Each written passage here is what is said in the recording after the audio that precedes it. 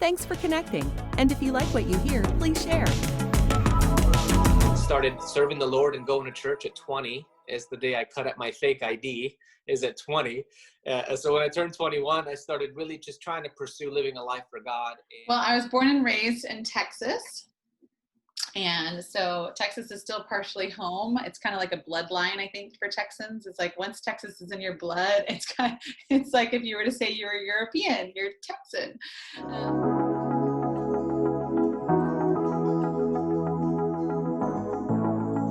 Do you want to know how amazing people connect? Well, you're in the right place. Welcome to Marketing with Russ, aka #RussSelfie. Today's episode brought to you by Southpaw's Perfect Pizza of Albany, Oregon, supporting the community one pizza at a time. Also by Haugen's Gallery, specializing in personal branded photography. Give them a call today. Well, hello everybody and welcome to another episode of Marketing with Russ, aka #RussSelfie. You know, I am so excited today for our episode. I have two really good friends and we all actually are involved in the same church. It's Alex and Natalie Tanasi, and so excited to have them today. And we're going to talk to them in just a minute. First of all, though, I do want to greet them and say hi. How are you both doing today? Doing good, Russ. Great to see you. Awesome. Awesome. Hey, you know, I am so excited about talking to you today because I'm going to learn so much through our discussion. But today I wanted to start off by first reminding everybody watching that I'm Russ Hedge. I'm a coach, motivational speaker. I'm an inspiration specialist. I'm a podcaster, obviously, of Marketing with Russ, aka #RussSelfie. And I am the author of Befuddled, Live the Life You Choose. And you got to get the hand motions down. It goes befuddled, live the life you choose. There you go. And what a time as this to actually have this book come out, because so many people are befuddled and just living through confusing times. But just remember, you can live the life you choose. And if you want to get in contact with me, because I love to make connections, go to russhedge.com. That's russhedge.com. And you can even schedule time to chat with me. And I'm looking forward to that.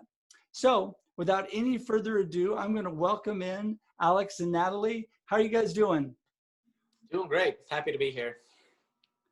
I am so glad that you're both here. And I want to start first with you, Alex. And I want you guys to each just tell me a little bit about yourself, where you've come from to where you are now. Oh boy. Okay. Well, I was born in Bucharest, Romania, which is in Europe. If you don't know where that is, always had a dream as a little kid that we would come to America. So when the dictator Ceausescu was overthrown, my mom saw an opportunity and she took myself and my younger sister and we started coming to America. It was about a 2.5-year process for us, where we had to wait in Austria for 2.5 years for our visas. And then once we got approved, we landed in New York. I had to learn not only Romanian, but then I had to learn German as we were waiting in Austria for our visas. And then when I came to New York, I had to learn English. And so I've always been a step behind when it came to being able to communicate with my surroundings. And so I've developed this ability to just kind of internalize a lot of situations and circumstances. But in my growth, we've now moved to Oregon and we've been here ever since. You know, I started serving the Lord and going to church at 20. Is the day I cut up my fake ID is at 20. So when I turned 21, I started really just trying to pursue living a life for God. And I landed into really developing an appetite for theology and church culture and church life. And the Lord touched my life and I wasn't sure what to do with it. And I sensed a pastoral calling on my life. And so I went and moved to Tulsa, Oklahoma to go to Bible school there. And came back. My wife and I decided to get married and return to Bible school, but instead we decided to establish our marriage before we embarked in a ministry call. And so 3 kids later, multiple houses bought and sold and bought and sold. And after 13 years, we finally decided it was time to answer that call once again into ministry. And that put us here in Salem, Oregon now, and we've been navigating what that looks like, entering ministry in the middle of a pandemic. And so the title of your book, Befuddled, is very timely. I think a lot of people can identify with that. But, taking it one day at a time seems to work for us right now. And, we try to keep the joy in the home with our 3 kids and our marriage, and just kind of keep the fires of purpose burning. And that's a little bit about me. That is so good. So good. So Natalie, how about you? Well, I was born and raised in Texas. And so Texas is still partially home. It's kind of like a bloodline, I think, for Texans. It's like once Texas is in your blood, it's like if you were to say you're a European, you're Texan. But I moved to Oregon at the right age of 19. I was chasing a life that of hope and dreams that kind of would help me to escape from being raised in a single parent home who was also a drug addict. And I had a lot of desires, and I wanted to build a life. And so I moved here to start a credit card processing business at 19. In the year of 2001, I had just graduated high school. We paid Visa and MasterCard $10,000 to represent them. And we had what's called an independent sales organization. So we set businesses up with credit card processing.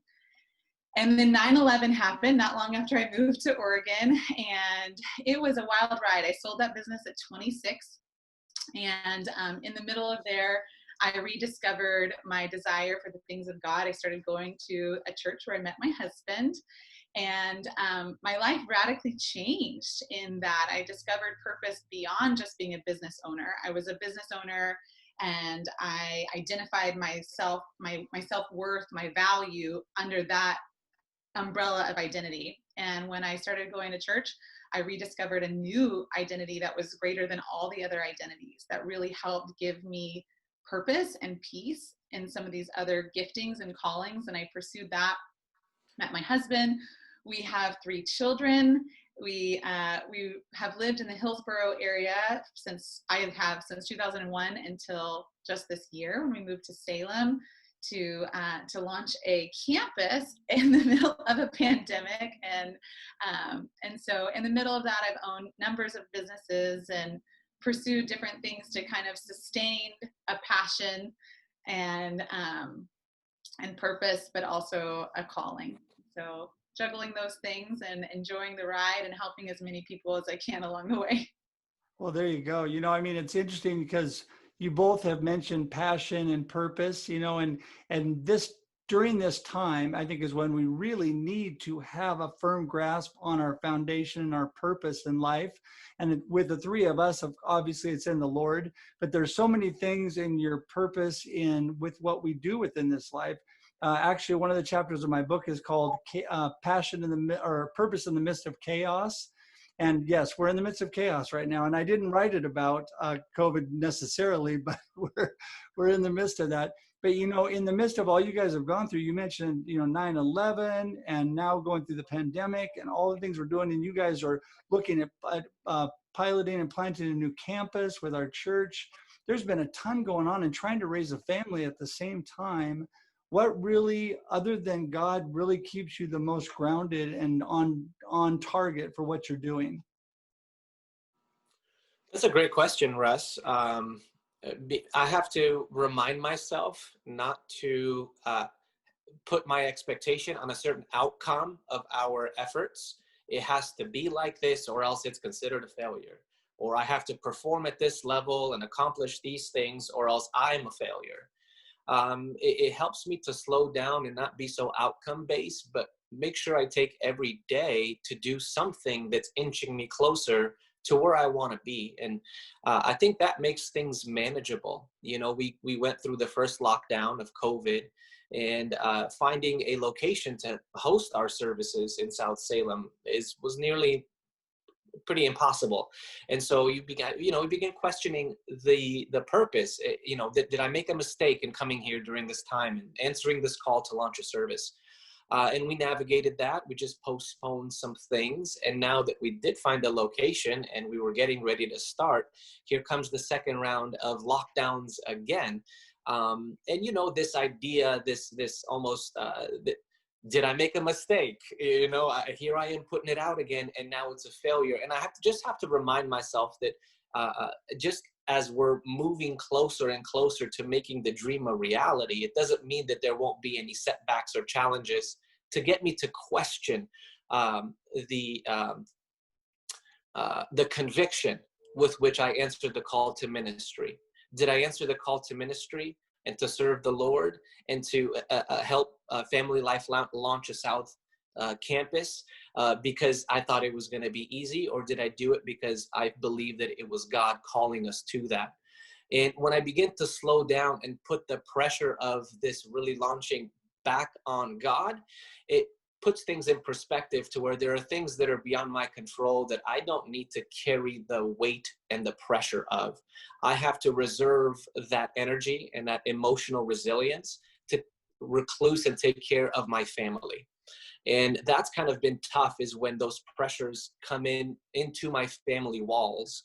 And then all of a sudden, you know, I'm dealing with frustrations, and I'm snappy with my wife, or I'm snappy with the kids, and I just have to quiet down. A thing that helps me a lot, Russ, is music. Music just has a way to calm me down and to not take things so personal. Another thing my wife reminds me of, I mean, really, it's a team effort. I can't pretend like I'm cavalier and I have all the answers and I'm doing everything all right. But my wife gives me a lot of wisdom and reminds me some days of what's important and what we need to be focusing on. Since I have a lot of different areas that are calling my attention, she helps to kind of calm me down and remind me that what's important in this moment is to make sure that our family is united, that there's peace in our home, that our kids are going through this experience walking away with valuable lessons learned, instead of looking at it like, oh yeah, that's the time that dad was really mad. Or that's the time where we didn't have any fun because we couldn't go anywhere. So I'm sure, yeah, you go ahead. I could keep going, but. Yeah. A true pastor. I was going to say that actually, you know, it's interesting because we talk about God's timing, and definitely in a time like this, you've got to be trusting in that, because it seems like the timing's all mixed up at times with, you know, especially with all the stuff that's been going on.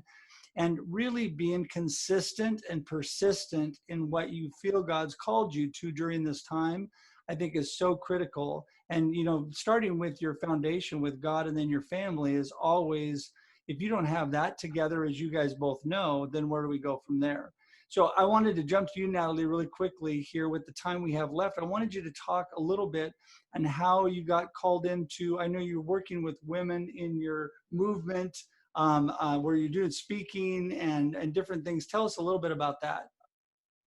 Yeah, that was a gift of transition in a business. I sold my first business at 26, and then I went into corporate America, and I was working for one of my longtime clients. They had 13 companies, and I was the project manager person who went into each company and helped the business be better structured and organized, and did customer service training and things like that. And I really wanted to go home and be home with my 2 kids and work from home and do ministry. And financially, that just wasn't an option. And so at the time, I also wanted to lose some baby weight. And I discovered an online platform called Beachbody. Many people are very familiar with it. And Beachbody was a gift to our family. Unbeknownst to me, 3 months after I became a Beachbody coach, I got laid off of my job for 7 years. My husband was in school. We had a mortgage. We had 2 kids. And so it really came at a good time. It really helped me to establish a platform in coaching women. I worked specifically with women. I worked with professionals. I worked with healthcare professionals. I worked with, my husband had clients that only could pay him 1 or 2 days a week to be their trainer. And so in the off time, I was helping them. I worked with pastors' wives, and I was able to really kind of take that platform to impart some of my passions about balanced nutrition, balanced health, and not just in the health realm, you know, in a full, all of your roles. If you break down your roles, how do you balance them, and how do you sustain a healthy approach to them so you don't burn out in one area or another? And just developed a huge passion for that. I took that to a next level where I was coaching women outside of that. And really until God called us to full-time ministry, where I had to say, okay, if I assess my roles, I can't sustain that. And it served a very great transitionary purpose. And I took a lot of value from that. I was able to travel the world and speak in conferences and develop in some things that I wanted that now translate a little differently, but was a huge value. And I was really able to help a lot of women, not just get healthy physically, but mentally, emotionally, spiritually, and had a lot of fun with it. Well, I think that is critical in life, is taking care of what God has given us and our physical well-being and all of that. I'm always reminding myself I need to exercise. I need to exercise my body, my mind, my spirit. I need to exercise everything and grow in that. And I think maintaining that health, especially with where being a believer and being able to utilize that platform and then help people out, I think is incredibly awesome. And I commend you for that. That's great. And plus Alex needed the help anyway, so that was good. Absolutely. I need all the help I can get, Russ. Hey, believe it or not, we are out of time and people are going to want to know more about you guys. And so I don't know what contact information you want to give out, but how do people get a hold of both of you? Alex, you first. You can get a hold of me at alex@thisisfamilylife. That was easy. Okay. And Natalie. .org. thisisfamilylife.org. There you go. And yeah, the same here. I'm probably most available through email, or I'm on Instagram and Facebook, trying to be less because of balance and healthy mindset and all the things. Trying to really control that, set timers on my phone, turned off notifications and all of those things. But I'm definitely on Instagram. It's mostly just about my family and some of those heart's passions, but it's just Natalie Tanasi on Instagram, or Natalie@thisisfamilylife.org. And your LinkedIn page that you did for your business, are you not doing that any longer now that you're full-time ministry, or are you still doing a little bit with that? Yeah, it's more of a dabble and a sustainment for that business. And just for, friends and family or people who have connected. I'm not actively pursuing the growth of that. I've written some courses and did some coaching, but really kind of rechanneling that. Okay. Awesome. Well, good. Well, listen, thank you so much, both of you. And it's just an honor getting to know you both. And I look forward to more of it in the future, based on the fact that my daughter has been creeping back into the church, working with you both a little bit. Probably see a lot more of you. But I wanted just to thank you again for coming on today. Thank you, Red. Pleasure. All right. Well, listen, thank you, all of you, for watching today. Remember, we bring you amazing people from all around the world that connect. And today, I know we've given you two awesome people and different ways and different people connecting from different areas in life. So I hope you've appreciated it. I know I've received value today. It's been great seeing everybody. And until we see you again, have a great day and a great life. Talk to you later. Bye-bye. Thanks for joining us for this week's episode of Marketing with Russ, aka #RussSelfie. Be sure to subscribe in your favorite podcast app so that you don't miss a single episode. Have an amazing day.